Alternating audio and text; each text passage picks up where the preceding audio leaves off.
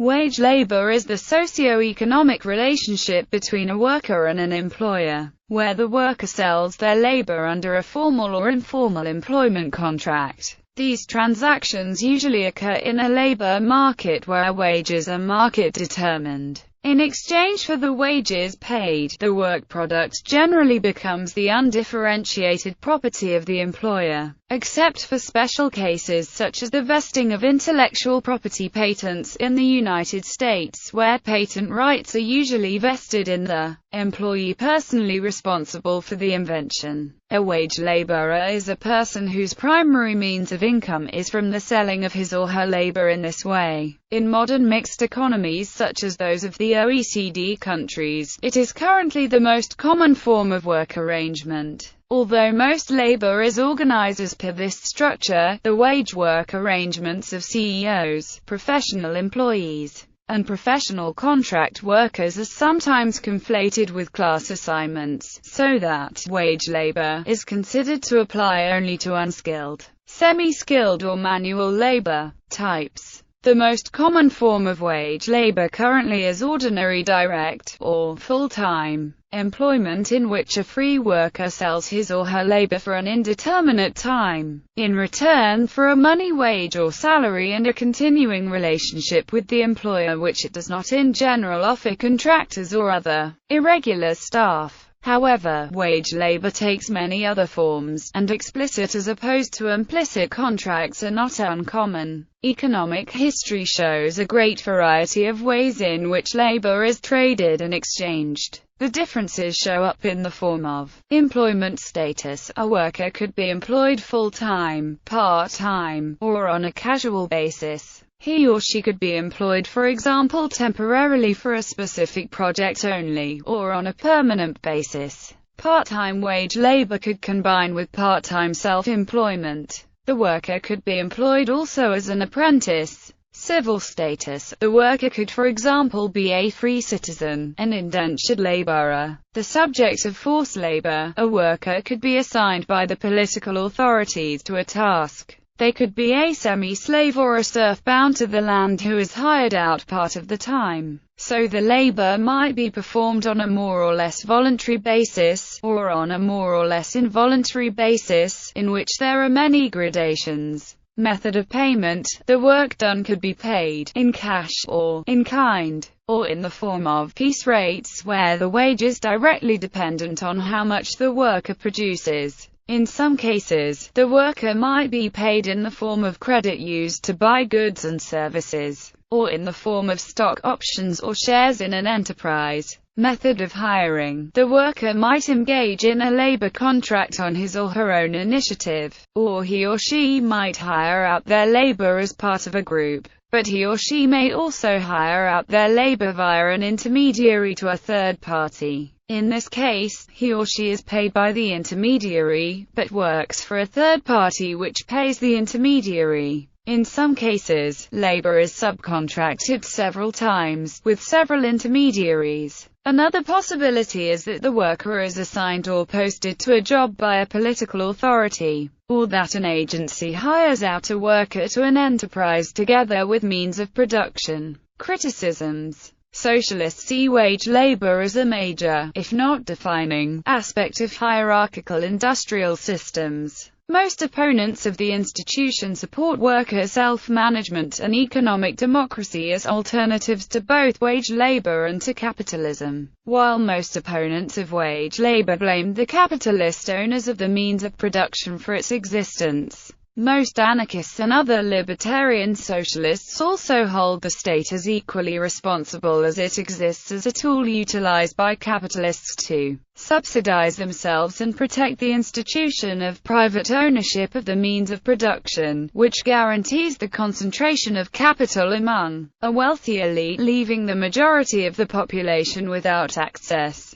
As some opponents of wage labor take influence from Marxist propositions, many are opposed to private property, but maintain respect for personal property. A point of criticism is that after people have been compelled by economic necessity to no feasible alternative than that of wage labor, exploitation occurs. Thus the claim that wage labor is voluntary on the part of the laborer is considered a red herring, as the relationship is only entered into due to systemic coercion brought about by the inequality of bargaining power between labor and capital as classes. Wage slavery. Wage labor has long been compared to slavery by socialists. As a result, the term wage slavery is often utilized as a pejorative for wage labor. Similarly, advocates of slavery looked upon the comparative evils of slave society and of free society, of slavery to human masters and slavery to capital, and proceeded to argue persuasively that wage slavery was actually worse than chattel slavery. Slavery apologists like George Fitzhugh contended that workers only accepted wage labor with the passage of time. As they became familiarized and inattentive to the infected social atmosphere they continually inhale, the slave, together with his labor power, was sold to his owner once for all. The wage laborer, on the other hand, sells his very self, and that by fractions. He belongs to the capitalist class, and it is for him to find a buyer in this capitalist class. Karl Marx. According to Noam Chomsky, analysis of the psychological implications of wage slavery goes back to the Enlightenment era. In his 1791 book On the Limits of State Action, classical liberal thinker Wilhelm von Humboldt explained how whatever does not spring from a man's free choice, or is only the result of instruction and guidance, does not enter into his very nature. He does not perform it with truly human energies, but merely with mechanical exactness, and so when the laborer works under external control, we may admire what he does, but we despise what he is. Both the Milgram and Stanford experiments have been found useful in the psychological study of wage-based workplace relations. Additionally, as per anthropologist David Graeber, the earliest wage labor contracts we know about were in fact contracts for the rental of chattel slaves. Such arrangements, according to Graeber, were quite common in New World slavery as well, whether in the United States or Brazil. C.L.R. James argued in The Black Jacobins that most of the techniques of human organization employed on factory workers during the Industrial Revolution were first developed on slave plantations. For Marxists, labor as commodity, which is how they regard wage labor, provides a fundamental point of attack against capitalism. It can be persuasively argued, noted one concerned philosopher, that the conception of the workers' labor as a commodity confirms Marx's stigmatization of the wage system of private capitalism as wage slavery, that is, as an instrument of the capitalists for reducing the worker's condition to that of a slave, if not below it. That this objection is fundamental follows immediately from Marx's conclusion that wage labor is the very foundation of capitalism. Without a class dependent on wages, the moment individuals confront each other as free persons,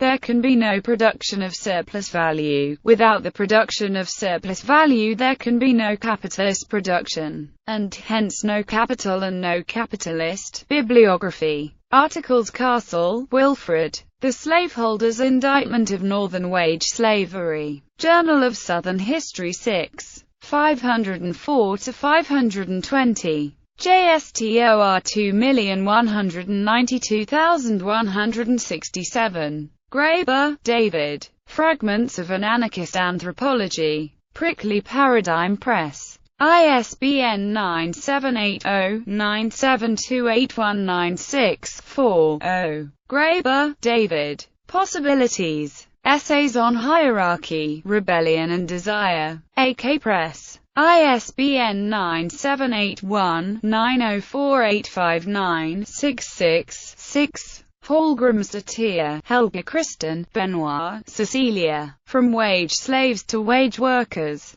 Cultural Opportunity Structures and the Evolution of the Wage Demands of the Knights of Labor and the American Federation of Labor, 1880-1900. Social Forces 85. 1393 to 1411. DOI 10.1353, SOF 2007.0037. JSTOR 4,494,978. Nelson, John O. That a worker's labor cannot be a commodity. Philosophy 70. 157 to 165. DOI 10.1017 per seconds 0031819100065359. JSTOR 3,751,199. Roediger, David. An Outmoded Approach to Labor and Slavery. Labor, Le Travail 60. 245 to 250. JSTOR 25,149,808. Steinfeld, Robert. Coercion, Consent in Labor. Compass Working Paper No. 66. Oxford, University of Oxford. Retrieved 3 March 2013. Books Deacon, Simon, Wilkinson, Frank. The Law of the Labor Market. Industrialization, Employment, and Legal Evolution. Oxford, Oxford University Press. ISBN 978-0-19-815281-1. Elkins, Caroline. Britain's Gulag. The Brutal End of Empire in Kenya. London. Jonathan Cape. ISBN 978-0-224-07363-9. Fitzhugh, George. Cannibals All, or Slaves Without Masters. Richmond, Virginia. A. Morris. Crun, Harvey J., and Graham S. Lowe. Work, Industry, and Canadian Society. 2nd ed. Scarborough, ONT.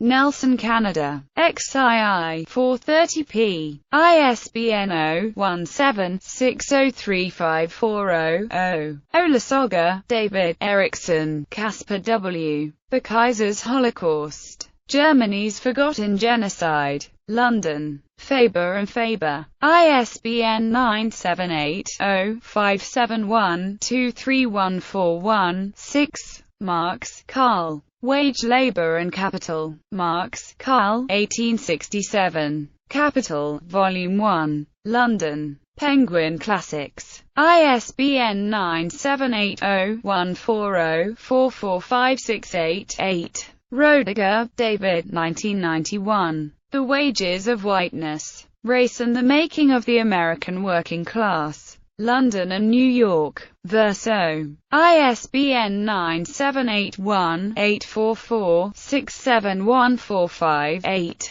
Young, John. Peasant Revolution in Ethiopia. The Tigray People's Liberation Front, 1975 to 1991. Cambridge. Cambridge University Press. ISBN 978-0-521-02606-2.